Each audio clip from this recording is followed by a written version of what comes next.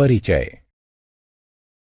Madam, मुझे खिड़की बंद करनी होगी। सूरज की किरणों से गर्मी हो रही है। ठीक है अदिति, तुम खिड़की बंद कर सकती हो। एक बार खिड़की बंद करने के पश्चात क्या तुम बता सकती हो कि शब्द किरणों से तुम्हारा क्या मतलब था?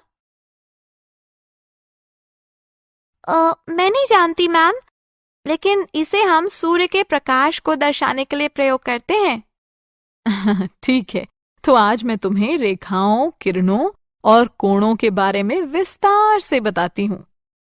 बच्चों, इस पाठ में हम कोणों और उनके प्रकारों के बारे में जानेंगे। हम रेखाओं, रेखाओं के युग्मों तथा समानांतर रेखाओं के बारे में भी सीखेंगे।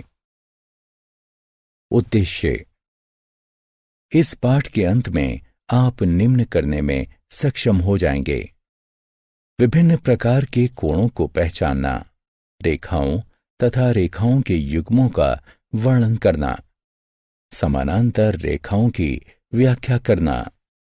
अवलोकन: रेखाएं कई प्रकार की होती हैं, जिनका उपयोग आप एक आसान सा चित्र बनाने के लिए करते हैं। आप एक साधारण घर, एक सूर्य इत्यादि बना सकते हैं एवं आप इन चित्रों को निरूपित करने के लिए सरल रेखाओं का उपयोग करते हैं। आइए उपयोग होने वाली इन रेखाओं के विभिन्न प्रकारों को देखें। रेखा: एक रेखा का कोई प्रारंभिक बिंदु तथा अंत बिंदु नहीं होता है। आप दोनों दिशाओं में एक रेखा को असीम रूप से फैला सकते हैं। रेखाखंड: एक रेखाखंड का एक प्रारंभिक बिंदु तथा एक अंत बिंदु होता है। किरण: एक किरण का आरंभिक बिंदु होता है किंतु अंत बिंदु नहीं होता है। कोण: समान प्रारंभिक बिंदु वाली दो किरणों से एक कोण की रचना की जाती है। प्रारंभिक बिंदु को शीर्ष कहा जाता है तथा किरणें कोण की भुजाएं कहलाती हैं। संबंधित कोण: एक कोण को दो किरणों के मिलन के रूप में परिभाषित किया जाता है, जिनका अंत बिंदु एक ही होता है। कोण की भुजाएं दो किरणें होती हैं, जबकि शीर्ष उसके उभयनिष्ठ अंत बिंदु होते हैं। चार प्रकार के कोण होते हैं। वे इस प्रकार हैं: पूरक कोण, संपूरक कोण, आसन्न कोण तथा ऊर्ध्वाधर कोण। अब सभी कोणों को संक्षेप में देखते हैं। पूरक कोण वे कोण होते हैं जिनके दोनों कोणों की मापों का योग 90 अंश होता है। संपूरक कोण वे कोण होते हैं जिनके दो कोणों की मापों का योग 180 अंश होता है। आसन्न कोण वे कोण होते हैं जिनका एक उभयनिष्ठ शीर्ष होता है तथा एक उभयनिष्ठ भुजा होती है, किंतु कोई अंत बिंदु उभयनिष्ठ नहीं होता है। जिनकी भुजाएं उभयनिष्ठ नहीं होती हैं, ऐसी भुजाओं के रूप में किरणों वाले आसन्न कोणों का युग्म एक रैखिक युग्म कहलाता है। ऊर्ध्वाधर कोण वे कोण होते हैं जिसके दोनों कोणों का एक शीर्ष उभयनिष्ठ होता है तथा जिसकी भुजाएं दो रेखाओं का निर्माण करती हैं। प्रतिच्छेदी रेखाएं: दो रेखाएं अलग अलग तरीकों से एक दूसरे से जुड़ी हुई होती हैं। आइए प्रत्येक तरीके को अलग अलग देखते हैं। प्रतिच्छेदी रेखाएं वे रेखाएं होती हैं जिनका केवल एक ही बिंदु उभयनिष्ठ होता है। ये उभयनिष्ठ बिंदु प्रतिच्छेदन बिंदु कहलाता है।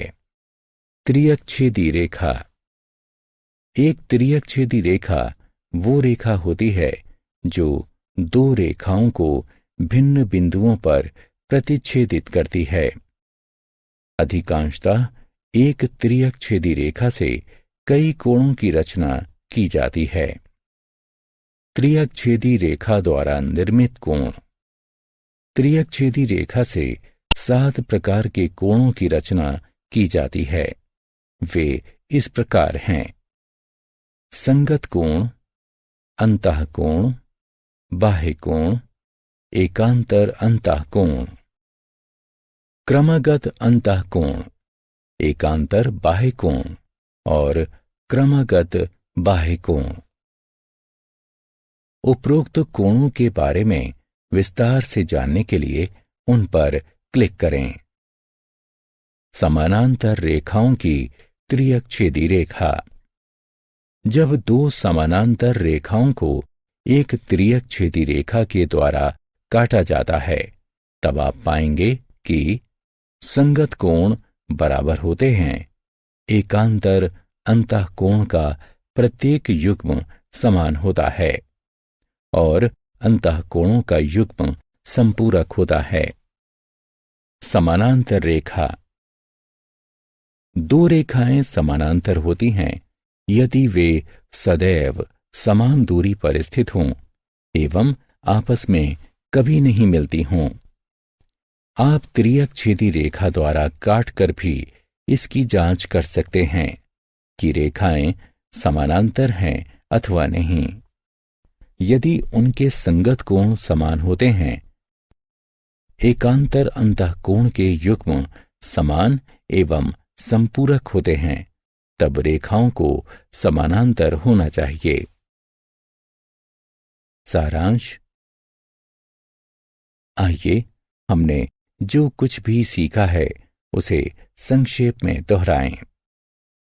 रेखाओं का कोई प्रारंभिक बिंदु नहीं होता है। एक रेखाखंड का केवल एक प्रारंभिक तथा अंत बिंदु होता है। इसी प्रकार एक किरण का प्रारंभिक बिंदु होता है, किंतु कोई अंत बिंदु नहीं होता है। एक समान प्रारंभिक बिंदुओं वाली 2 किरणों से एक कोण की रचना की जाती है। 2 रेखाएं 4 तरीकों से परस्पर जुड़ी हुई होती हैं। प्रतिच्छेदी रेखाएं, त्रिअक्षेदी रेखाएं, त्रिअक्षेदी रेखाओं के कोण तथा समानांतर रेखाओं की त्रिअक्षेदी रेखाएं।